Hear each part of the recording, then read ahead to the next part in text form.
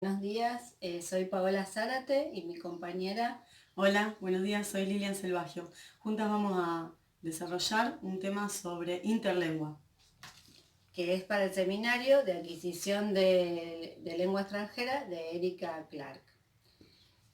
Bueno, para comenzar, para hablar de interlengua vamos a hacer una introducción sobre la evolución de la adquisición del español, no el español específicamente, sino cualquier lengua como una lengua extranjera o una segunda lengua, que se denomina L2 en nuestro vocabulario, eh, y contar un poco cómo esto fue avanzando y evolucionando el análisis de la adquisición de una lengua extranjera hasta convertirse en un análisis teórico profundo, eh, porque debido a la demanda de conocer cómo es el proceso de adquisición de una segunda lengua y además por el avance de la demanda, en este caso del español como una segunda lengua. Para darles como un dato, podemos decir que según el Instituto Cervantes y su último informe, ya son más de 567 millones los hablantes de español y de este número 480 millones son hablantes nativos. Es decir, que ha crecido muchísimo la demanda del español, del aprendizaje de español como segunda lengua. Entonces, lo que vamos a desarrollar hoy va a ser el concepto de interlengua, que es un término que se hace conocido por Larry Selinger, que en 1972 introduce este término para referirse a las diversas etapas por las cuales pasa un aprendiente de una segunda lengua y bueno, y con determinadas características que después vamos a ir explicando. Entonces, para adelantar este concepto, vamos a ver cómo específicamente él se refería a esta lengua, a este proceso, esta conjunto de etapas, y dice que cuando formulamos los principios relevantes para una teoría del aprendizaje de lenguas segundas, estaremos justificados hasta obligados a presentar como hipótesis la existencia de un sistema lingüístico independiente. Es decir, por eso decíamos que tiene determinadas características sobre la base de los datos que observamos que vienen de los intentos del alumno de producir una norma de la LO, que significa la lengua objetivo, es decir, la lengua que se pone el alumno como meta aprender. A esto lo llamaremos interlengua. Y ahora vamos a pasar a hablar un poco del proceso histórico. Bueno, dentro del panorama histórico tenemos la aparición de algo muy importante, que es el estudio contrastivo de las lenguas. Cuando se realiza el análisis contrastivo de lenguas, de lengua 1 y lengua 2, y de cómo pueden aparecer similitudes y diferencias entre ambas, se va un poco destejiendo este problema de por qué los alumnos incurren en ciertos errores al aprender una segunda lengua.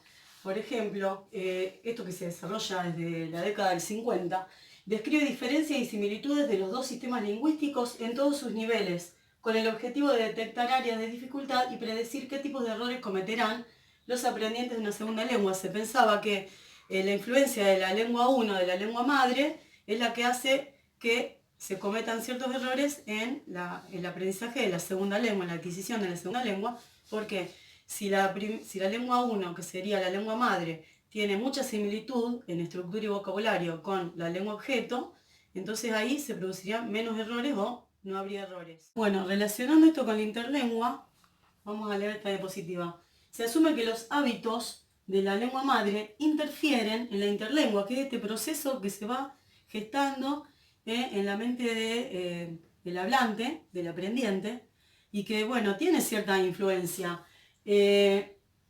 Pero las estructuras que genere serán positivas solo en los casos en que los sistemas de la lengua madre y la lengua 2 o lengua objeto sean idénticos. Esto sirvió de base lingüística para el diseño de los métodos audiolinguales en el aprendizaje de lenguas extranjeras. Sirve muchísimo esto del análisis contrastivo porque uno puede predecir cuáles serán los errores en los cuales puede caer un estudiante o qué dificultades puede llegar a tener en el aprendizaje de la segunda lengua. Bueno, como decía Lili, esto fue muy, muy importante para el análisis, pero se comenzó a ver que este acercamiento, esta teoría, tuvo sus críticas. Se pasó entonces de este análisis contrastivo a un acercamiento nuevo que se llama análisis de errores. Entonces puso de manifiesto que no todos los errores se pueden producir, se pueden predecir por esta comparación. Hay errores que no se deben simplemente a transferencias o interferencias de la lengua madre. Acá tenemos a un autor, Corder, que destaca la importancia de los errores que cometen los alumnos en sus producciones y que el análisis de estos errores va a proporcionar información importantísima para tanto los profesores como los mismos alumnos, como los que investigan la adquisición de una lengua extranjera. Entonces, él dice que esto que construyen los alumnos es una especie de dialecto idiosincrático, es decir, que posee características específicas de la relación que tiene ese alumno con la lengua que está aprendiendo, más su lengua madre. Entonces, otros autores también llaman a esta idiosincrasia, sistema aproximado o competencia transicional. Estas ideas fueron recogidas sistemáticamente por Selinker, que ya lo nombramos al principio, y es el que le da a este digamos, sistema idiosincrático el nombre de interlengua. Y los datos que nos dice este autor que hay que tener en cuenta es las actuaciones lingüísticas, o sea, lo que producen los que están aprendiendo, sus locuciones de su lengua madre, las locuciones que producen en esta interlengua y los equivalentes de los hablantes nativos de la lengua objetivo o lengua meta. Es decir, estas tres consideraciones son las que hay que analizar para aprender de esta interlengua. Y acá podemos nombrar dos trabajos muy importantes, uno de Vázquez y otro de Fernández, que utilizando este análisis de errores, uno en el caso de Vázquez analiza la interlengua alemán-español, va comparando en un nivel de principiantes qué errores se producen y que estos van a reaparecer posteriormente en otros niveles. Pasó entonces de este análisis contrastivo a un acercamiento nuevo que se llama análisis de errores. Entonces puso de manifiesto que no todos los errores se pueden producir, se pueden predecir por esta comparación. Hay errores que no se deben simplemente a transferencias o interferencias de la lengua madre. Acá tenemos a un autor, Corder, que destaca la importancia de los errores que cometen los alumnos en sus producciones y que el análisis de estos errores va a proporcionar información importantísima para tanto los profesores como los mismos alumnos, como los que investigan la adquisición de una lengua extranjera. Entonces, él dice que esto que construyen los alumnos es una especie de dialecto idiosincrático, es decir, que posee características específicas de la relación que tiene ese alumno con la lengua que está aprendiendo, más su lengua madre. Entonces, otros autores también llaman a esta idiosincrasia, sistema aproximado o competencia transicional. Estas ideas fueron recogidas sistemáticamente por Selinker, que ya lo nombramos al principio, y es el que le da a este, digamos, sistema idiosincrático el nombre de interlengua. Y los datos que nos dice este autor que hay que tener en cuenta es las actuaciones lingüísticas, o sea, lo que producen los que están aprendiendo, sus locuciones de su lengua madre, las locuciones que producen en esta interlengua y los equivalentes de los hablantes nativos de la lengua objetivo o lengua meta. Es decir, estas tres consideraciones son las que hay que analizar para aprender de esta interlengua. Y acá podemos nombrar dos trabajos muy importantes, uno de Vázquez y otro de Fernández, que utilizando este análisis de errores, uno en el caso de Vázquez analiza la interlengua alemán-español, va comparando en un nivel de principiantes qué errores se producen y que estos van a reaparecer posteriormente en otros niveles. Entonces eso es un enfoque importante. Y después en Fernández se pone en manifiesto que la universalidad de estos errores.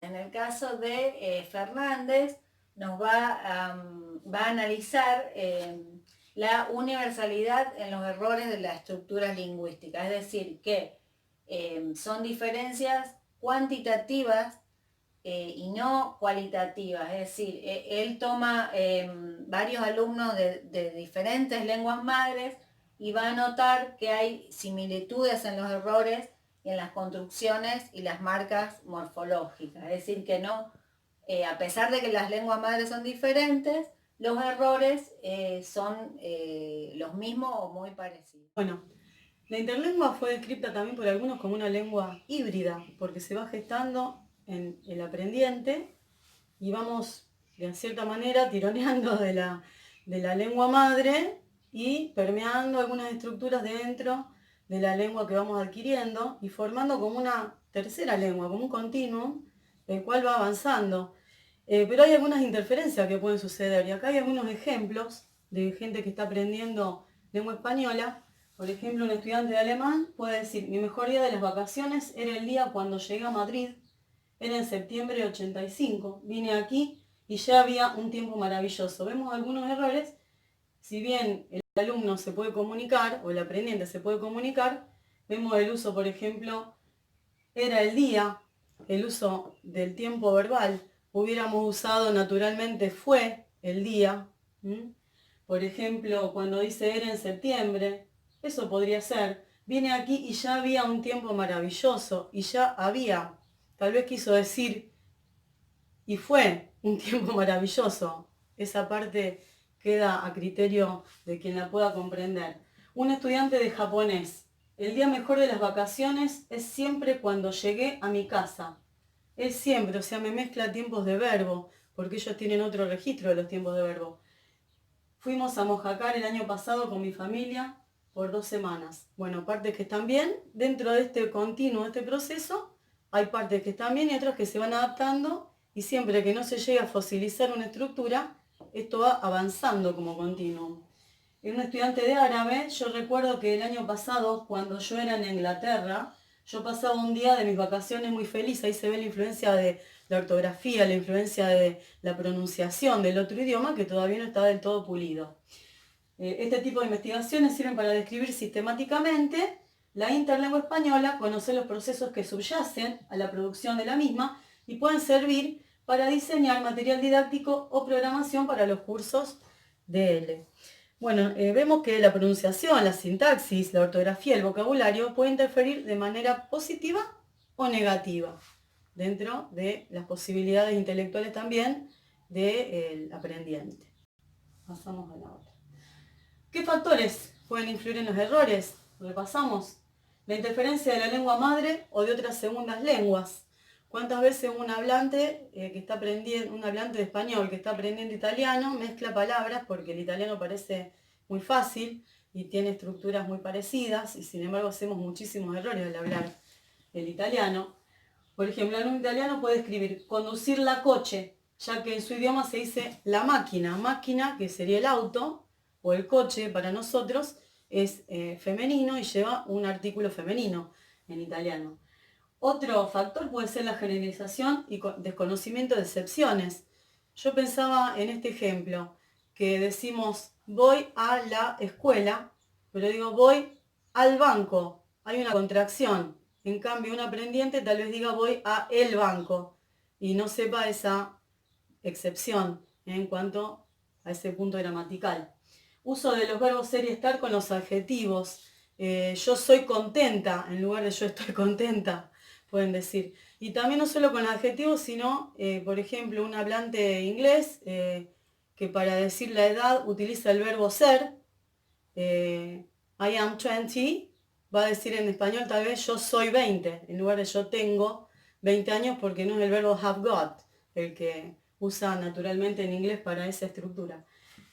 Falta de práctica regular en un contexto real, también, porque se estudia con los libros, hoy tenemos más posibilidades con internet, pero bueno, anteriormente era basado en los libros y muchas veces quedaban descolgados, quedaban obsoletas expresiones que se aprendían y tampoco servían para la comunicación. Y la comodidad, que por ahí el alumno deja de preocuparse por mejorar su interlengua y mejorar, bueno, en realidad no tiene que mejorar la interlengua, por mejorar su proceso de aprendizaje de la segunda lengua y se estanca.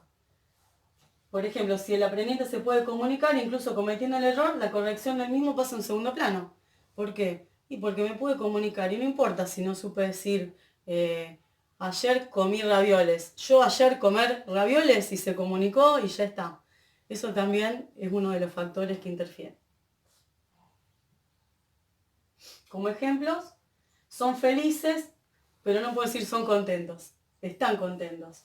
Están felices, están contentos. Son felices, se puede llegar a decir, depende del contexto. Yo puedo decir, ellos son felices a su manera. Pero no puedo decir nunca ellos son contentos. Ellos están contentos con... En cuanto a lo que veníamos diciendo de los errores que se van cometiendo de acuerdo, se va avanzando en la adquisición de una segunda lengua, tenemos que hablar de la fosilización, que es un proceso o una situación que se da, un fenómeno lingüístico, cuando vemos que se producen errores que se cometían en un principio en un nivel quizás de principiante y posteriormente cuando se suponía o se supone que ya lo han practicado y se ha superado estos errores, vuelven a aparecer. Entonces, esto llamamos fenómenos lingüísticos fosilizables, aquellos ítems, reglas y subsistemas lingüísticos que los hablantes de una lengua madre particular tienden a conservar en su interlengua en relación con la lengua objetivo, sin importar entonces la edad o cuánto entrenamiento hayan recibido. Es importante observar que estas estructuras tienden a permanecer como actuación potencial, reemergiendo en la producción de una interlengua, incluso, como decía, cuando ya parecían erradicadas. Esto según Selinger. Es decir, que esto va a explicar por qué cuando avanzamos en el proceso de nuestra interlengua pueden aparecer estos errores fosilizados. Y dice que esto se da en algunas situaciones comunicativas, cuando, por ejemplo, el hablante no nativo prefiere, por ejemplo, usar determinadas estructuras de su lengua madre que influyen en la aparición de estas estructuras fosilizadas. Es decir, cuando se encuentra en una situación, digamos, en una clase, en una tarea escrita, donde tiene el tiempo suficiente para revisar y controlar lo que está haciendo, entonces ahí se pueden dar menos errores gramaticales o léxicos. Pero en situaciones de comunicación oral, donde tiene que responder inmediatamente y quizás necesite estructuras que se le resultan un poco más complejas, apela a su lengua madre, que es lo que le va a salir, digamos, instintivamente, y es ahí donde comete estos errores que se creían superados.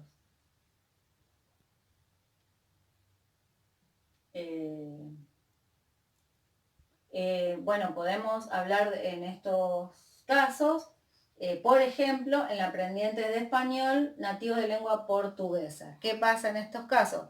La proximidad de estos idiomas, digamos, las ciertas semejanzas que se producen con el español son, digamos, consideradas como que los idiomas son próximos y son fáciles de comprender. Entonces, el estudiante tiende a cometer abundantes errores que se fosilizan por esta creencia, por no profundizar en la lengua o porque cree que es fácil su estudio o porque quizás, como dije antes, toma estructuras de su lengua madre que un español nativo o un hablante español nativo va a entenderle lo que le está comunicando, entonces estos errores siguen sin corrección.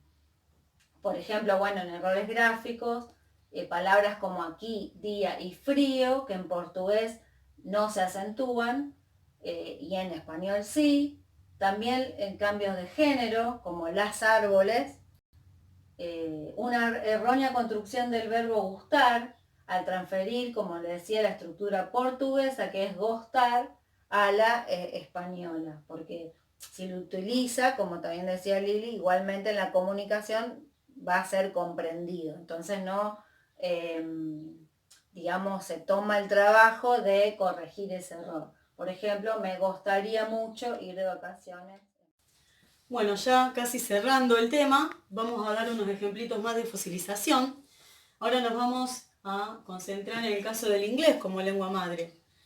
Se producen errores en la formación de oraciones con estructuras impersonales en las que el alumno prefiere utilizar sujeto y agente explícito cuando habla en español, o una estructura pasiva característica del inglés. Por ejemplo, cuando en inglés decimos there is a house, en castellano no decimos las dos palabras, decimos solamente hay una casa, una oración impersonal. O cuando hablamos del tiempo, en inglés tiene un sujeto, digo it is cold, pero en castellano no digo eso hace frío, o él hace frío, digo directamente hace frío, que es una oración impersonal. Una estructura pasiva pensaba en inglés cuando hablamos de el verbo nacer. Yo digo I was born in December, usando una estructura pasiva, was born. Sin embargo, en español usamos solamente un verbo activo, yo nací en diciembre. Esa es una de las estructuras que me pareció más clara para darles como ejemplo. Y bueno, resumiendo un poquito entonces todo lo que se habló de interlengua, hablamos que es un proceso, un continuum, es un proceso que no se detiene, si bien se puede fosilizar alguna parte, en alguna parte del camino puede ser que alguna estructura no nos permita avanzar, pero esto es totalmente activo, es dinámico, es un proceso que tiene su propio sistema, que lo va creando el aprendiente en la medida que va avanzando, en que va interactuando entre su lengua madre y la lengua objeto que está aprendiendo. Hasta que aprendamos bien la lengua española, tendremos algunas dificultades. ¿Qué te parece, Paola? Sí, nos gustar dar esta clase. Espero que nos hayan comprendido. Gracias, señora.